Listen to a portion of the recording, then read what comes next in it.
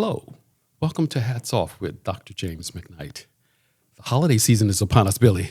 Yes, it is, man. It can be a tough one. It can be really a tough one.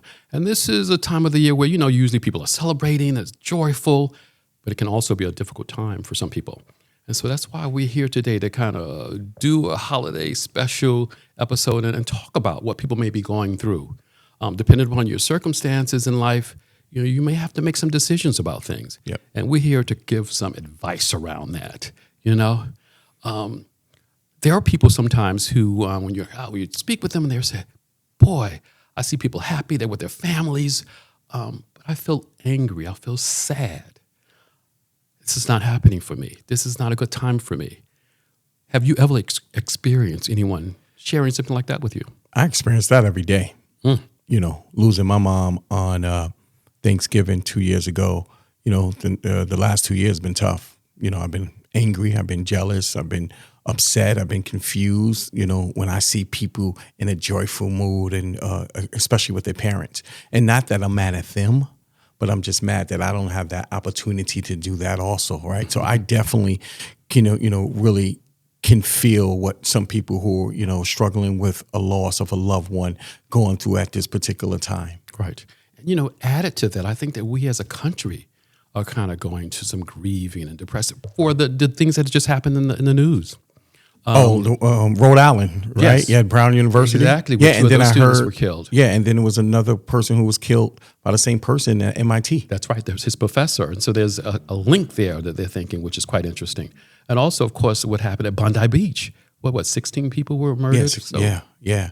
And then we had the, I'm not good with the acronym, the death of the... Rob Reiner and his wife, Michelle. By his son, who was dealing with a lot of mental health challenges also. Exactly. Yeah. So we as a country, that impacted a lot of us, I'm sure. Yeah. We as a country are going through it. So this is a time where we're here to say it's a difficult time, but it's also a time of celebration, a time of getting together with family, a joyful time.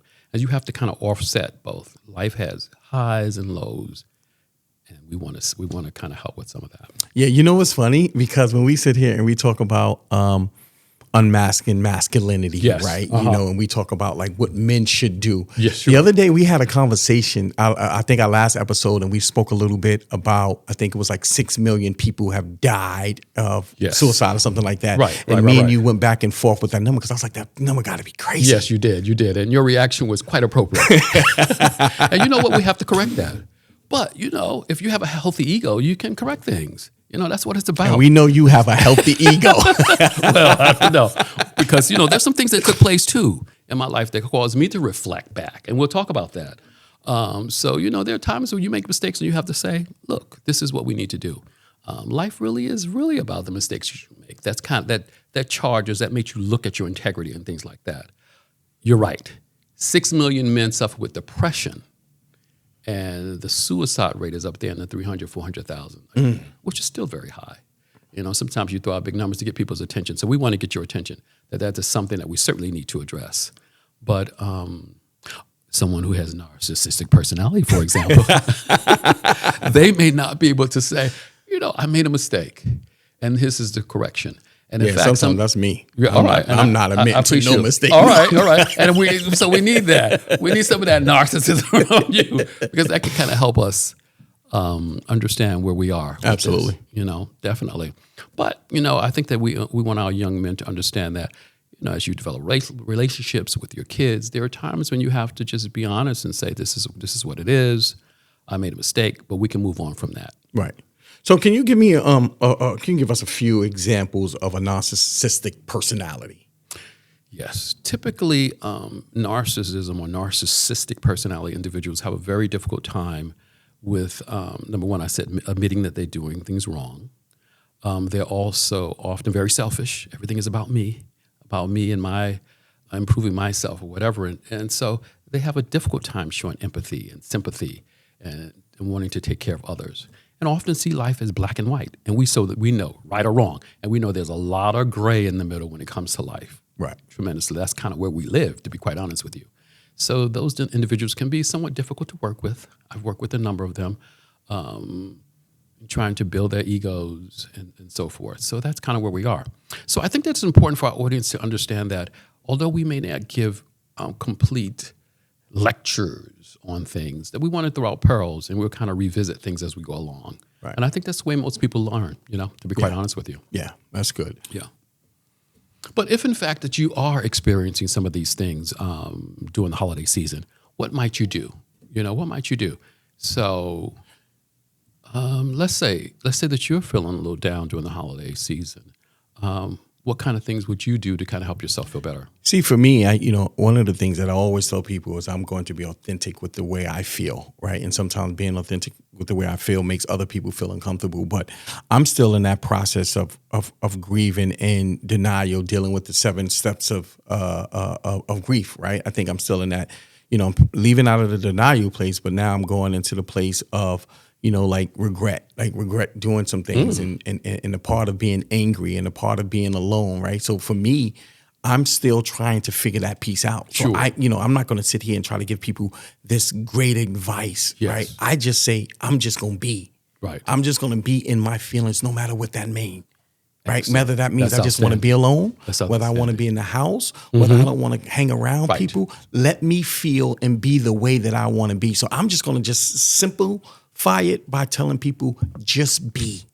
I think that's outstanding advice because no one can tell anyone how to grieve. I do want to share that with my audience, that it's an individual thing. It really is. So let no one tell you, Billy, that you should grieve this way or whatever. And, the grief process is back and forth. Sometimes you feel angry. Sometimes you feel that you can accept it. Sometimes you have regrets about things that you didn't do or you should have said or whatever. So that's kind of part of the process.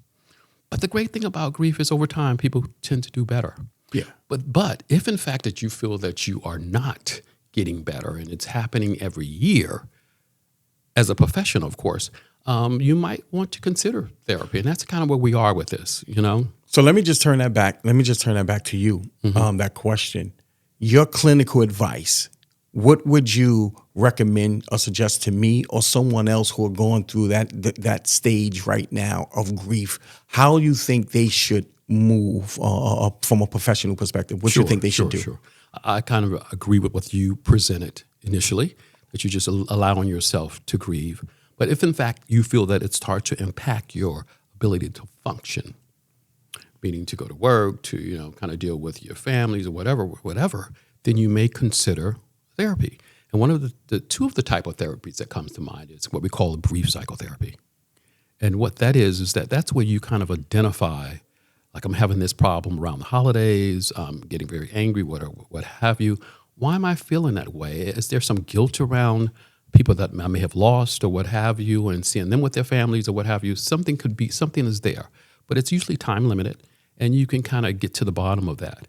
It's all about taking care of yourself. You know what I mean? Yeah. And then, of course, there's something what we call cognitive behavioral therapy, where you kind of reframe all those negative thoughts that you have about things. And the therapist can kind of help you look at those and help you understand those. And then you kind of reframe those more in a positive way.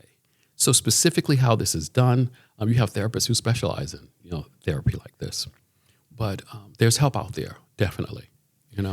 So the other day I was speaking to a young lady, and as we just speed the whole grief thing up a little bit, it's like a lot of men are going through this grieving time, right, during the holidays, right? So you got the grieving piece to it, and then you got the financial piece to it, and adding and putting pressure on yourself about not being able to provide or do certain things more than people than you want to do, right? Less than what you want to do. Excuse me, not more, but less than you want to do. How do you suggest men go about doing that? Sure. And particularly young men who have families, who have kids, it can be quite difficult, definitely. But I think that you have to assess your financial situation and decide on what you can and cannot do, and to be honest with yourself, be honest with your kids, because kids, believe it or not, they appreciate honesty, and they're quite resilient if, in fact, you're honest with them. But this is what I can do, and this is what we're going to do. You will have a nice Christmas, but this is all I can do. You know what I mean? And so I think that men should not necessarily put a whole lot of pressure on themselves, because that's just going to increase the stress And, unfortunately, we do have an increased suicide rate around this time of the year. So it kind of pushes you in ways that you normally would not go, Can you talk a little bit about, I know one times you and I were talking, I think it was like, you said like 60% or 64% of individuals with mental health disorders report that their condition worsens during the holiday. Why do you think that is? I think that because they're already dealing with mental illness, such as maybe have a diagnosis of clinical depression. So it can be compound. Right, or bipolar disorder. So compounding that with the holidays and the things like that, that is very difficult. And I can certainly understand how they feel that it's worsened because you're already fighting. It's like you're already fighting and then another boxer coming in and now have to fight two of these things, So it can be quite difficult, definitely. So, the holiday season is among us right now. And I remember, speaking to a young lady and she said, Billy, like I'm going through some issues with my 13-year-old son, right? And not just through grief, but also through the fact that his dad is no longer here. His dad is incarcerated.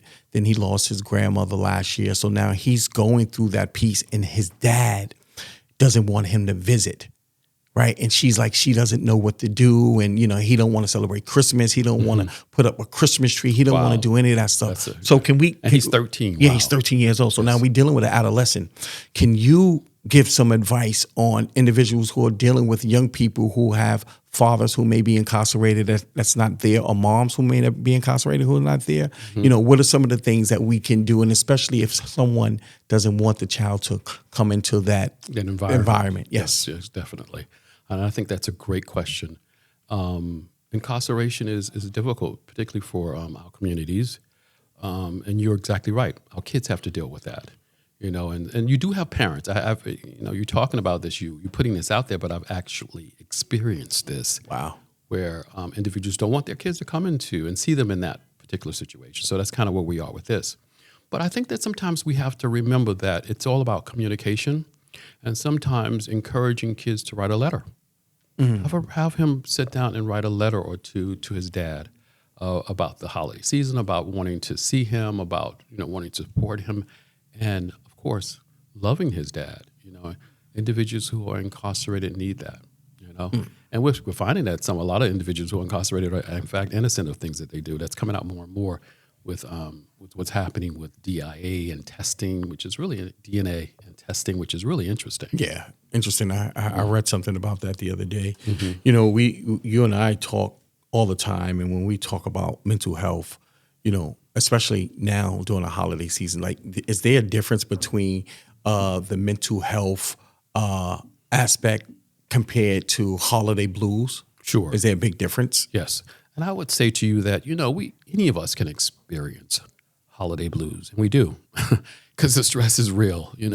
For some of us, maybe like you said, we want to improve on that diamond bracelet or a big ring. So it could be any of us who can experience that blues where we feel a little down and we just don't feel like doing things, what have you. But that is different, as you say, Billy, right, from clinical depression. And when you really feel like you're not able to function, you're not able to go to work, you're not able to get out, you're not sleeping well, you're not eating well, you're blaming yourself, you're feeling guilty. You might be even moving slower. It's just really quite interesting when it comes to clinical depression. So that is different from the blues, which any of us can experience. So I think that's important for people to understand that too, and that having the holiday blues for a day or two, or here and there, is normal. That's fine. Yeah. So from a clinical perspective, I want you to start talking directly to our listeners, right? And one of the things I want you to address here is that I was Verizon laid off, I think if I'm not mistaken, 14,000 people. They land them off by December 31st, right? Mm-hmm. What do you think would be the first thing that a person should do once they get that letter or something that they're about to get laid off? How do you think around this season, how you think they should kind of like maneuver there? Right, sure. I think the first thing they probably do is need to take a deep breath. It's so difficult, and so I'm not minimizing the being in that situation. That's extremely serious. And so we talked a little bit earlier about grief. And so I think that you need to understand that you probably will be going through the grief process of your job. I mean, you had other employees that you were used to being around, and you had a place to go. People who appreciated their job, of course, for the financial incentives to take care of their families. All that will be missing. So you need to prepare yourself to understand that there will probably be a grief process. And sometimes when you understand what's coming, it helps you. That's part of the healing of yourself, to try to understand what's coming next. But you just need to know that there's a better day coming. Yeah. You just need to know that there is a better day coming. I think that we've all experienced that, those of us who've been around here for some time. And then sometimes it works out even for the better. You get in a better situation. Yeah. So know that. But going through that right then and there is probably the hardest thing that a person can do, right? It's difficult. It's hard. It's difficult. Right? And certainly we're not minimizing that. That's extremely difficult. You've given a lot, and a lot of this is happening, unfortunately, at this time. So, and then that's when also, support from friends and family members. We're there to support you, and encouraging words help, You may want to write affirmations that you look at every day. That can certainly help you also. Right. So there are ways to kind of move through it, but it is very difficult. So just imagine, you as a man, you have to be the one to bear the bad news to the employee that you have to let them go. Like, what do you think that does to your inner beliefs and your inner feelings? I think that's a great point that you bring up. And I think that we never look at that. The person who's actually doing the firing or, what have you, and affecting people's lives in so many different ways, not good ways, unfortunately. So, of course, if you're an executive and you still have your job, but you have to let go employees, you too will be going through probably a grieving process or a period of sadness, depression. So you need to understand that also, because those people that you knew, those people that you trained, those people, whatever, they're no longer there. So I think that it's on both ends, And if, in fact, you feel like you need some support, just know that there are people out there who can help you through it. Yeah. You said something earlier, and I'm just going to jump back to it. We talked about narcissistic and, we having egos, right? You said something that I'm not going to let you skip over because I don't want your sister to call up here and say, hey, all right. Yes. Tell me the incident that happened with you and your sister that made you fix your ego. Sure. And I really appreciate you bringing that up, because that was, I posted a nice picture on Facebook. Everything looked good. And that's what people understand, that, you post things look great, whatever. But behind that, we have families. We're people. We have feelings. But yes, unfortunately, my sister suffered something where she had to go to the hospital. And her daughter did call me and informed me. And it was my job as her brother. And I'm the oldest brother, oldest of four. I really should have put a call into her to find out how she was doing. And I didn't. And she came here to New York for the Thanksgiving holidays, and she reminded me of that. James, I was in the hospital and you didn't call me, so she was really upset with that. And I felt extremely bad. I really did, And what did you do about that? Well, I certainly apologized. Oh, so you let your ego go a little bit and apologize. Yes. Apologies can take you a long way, I want to say to my audience. To being able to apologize, being able to forgive. Forgiveness, is just an outstanding thing. Did she accept my apology? That's the question. I noticed that my hugs wasn't as tight. As tight. And she cooks very well. She has all of my mother recipes. And in fact, her big thing is she's like, I like to make my brother a sweet potato pie. That was her thing. Did she mention that this time? So I'm still working my way back with her. Okay. But love her tremendously. I was able to get my other two brothers to call her, which was great. And one was visiting here in New York. And so they were able to sit down and see each other and talk. And we expressed our love. She said that she needed her brothers to show her more love. Right. No, I totally get that and understand. When we talk about grief and we talk about death and we talk about all of that stuff, I know that there is a little bit of there's no difference in death, right? Whether you die in the middle of the year or you die on the top of the year.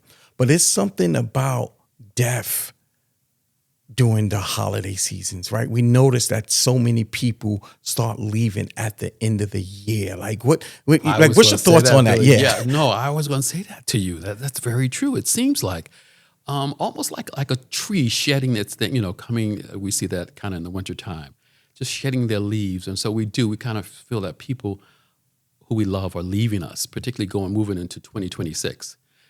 During a time when we should be celebrating around holiday, Christmas is this, people are having a good time. And so you're exactly right. But it's just a difficult time for all of us. I think when I think about my family, I think my mother and a number of my aunts, and I lost an aunt just recently. Sorry to hear that. Around this time of the year, you're right, people start to leave us. And so I think that some of us who've been through this kind of try to hold up our backs and know that, wow, this will be expected. And we need to try to take care of ourselves. But we need to find a way to still enjoy the season in some kind of way. I agree with you, but even me, like, I'm having a tough time. Are you? Yeah, I have a tough time during the holidays and trying to find joy in it. And I know some of the things that used to make me laugh when it comes down to my mom is the thing that makes me cry, right? Because I no longer have that. And I know so many other people are going through the same thing. Do you find it, in your walk and your travels and you're supporting men, do you find that men are opening up more about the grieving process, or are they kind of still keeping that hidden inside? I think that we probably, it's difficult to put a number on it, but it does seem, in my experience, that we are. And a lot of that has to do with education, to understand, like you understand the grieving process and you simply understand the stages of grief, which is important. So it's important that we educate men around that. And also, I think that's important to realize that when you're going through this, it's important to understand that you can create new memories, Billy. Understand? You can create new memories. And I think that have you thought about that at all? You know what? Creating new memories, I'm still trying to get through the old memories, right? I want to create it. Like, I really want to have my own tradition, my own family when it comes down to that. Because here's the thing, like my kids, right? They're basically grown, right? And now they're starting to have their own world and their own ecosystem that they want to do around the holidays, right? And I don't want to put that pressure on them, like, oh, you need to spend this time with your dad. So I think for me, I'm trying to figure out a way that I can create new memories, whether it's with new people and new families and, you know what I mean? New people that I come in contact with. So I'm struggling with that. Yeah. Sure. And it's not easy to create new memories, especially when you want to hold on to those old memories when they were so beautiful and what have you.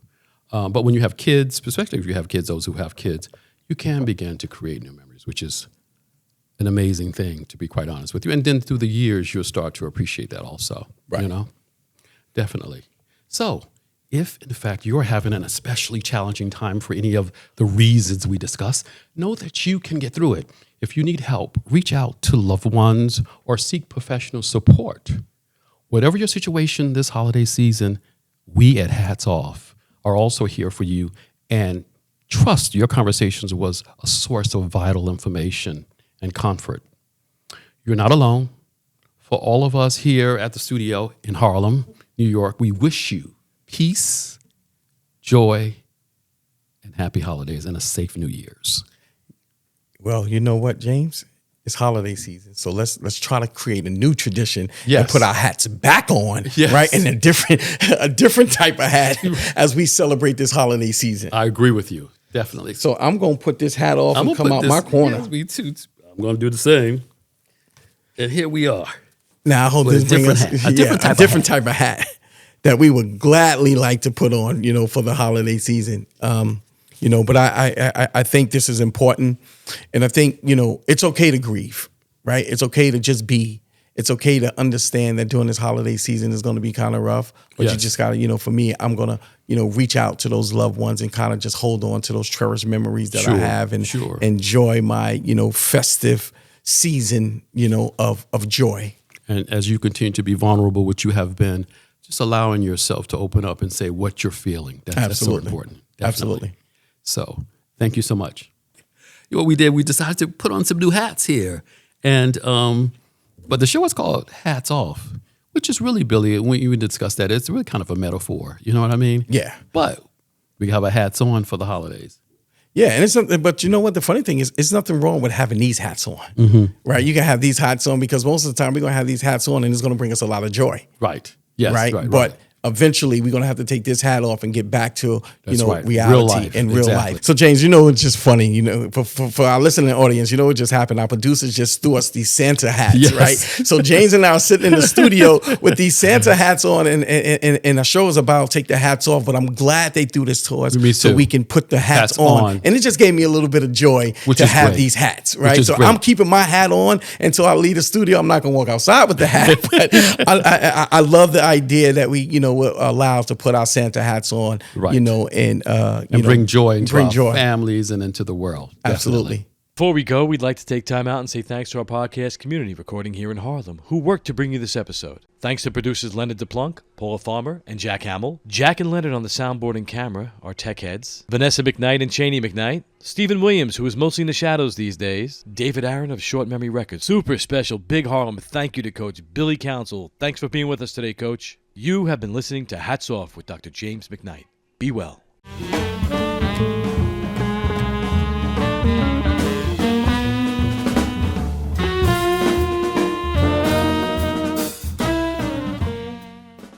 This podcast is for informational purposes only and should not be considered a substitute for professional medical advice. Please consult with a healthcare professional regarding any health conditions or concerns. Help is available. Speak with someone today. Dial 988 for the Suicide and Crisis Lifeline. Languages are in English and Spanish.